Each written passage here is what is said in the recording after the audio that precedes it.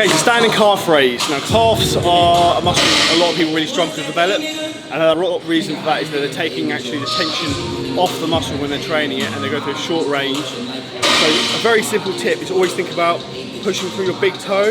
You'll see a lot of people when they do the standing calf raise or any calf press, they'll roll to the outside of their foot.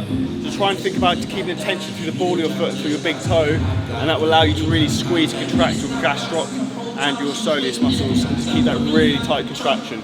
Make sure you're coming through a full range, come all the way down, and then come all the way up to the short position, literally on tiptoes. So think like a ballerina, you want to come as high as possible. If you do this correctly, you won't be able to use any weight. To know if you can actually contract your calves properly, you should try and do it without any without any weight, just do body weight. If I just stand on my top of my toes, I can contract my calves super hard, almost to the point of contracting. That's what you should be feeling when you're doing a standing calf raise. So if you're loading it up and you can throw it up and down, that's not going to be doing any good. It's just like straight stretch reflex momentum. So focus on contraction, getting to the real top of the movement, full stretch, and get as much blood, a bigger pump as you can into the muscle. So I'll give you an example coming up.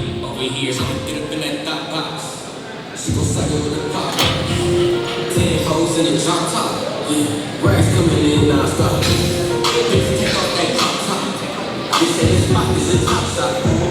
Say the hoes in the drop top. Tryna get up in that top box.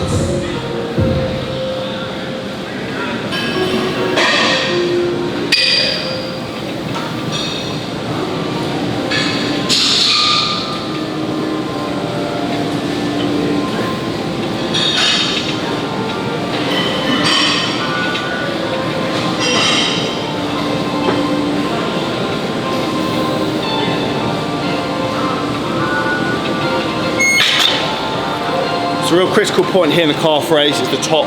So when you get onto the top of the toes, really squeeze that and hold that point of the rep, because that's really where you're going to build the muscle.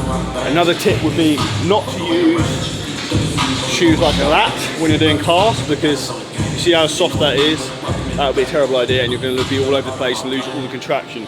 So ideally use Vibram 5-finger shoes, which is what I normally use, or go barefooted in your socks for optimal calf gains.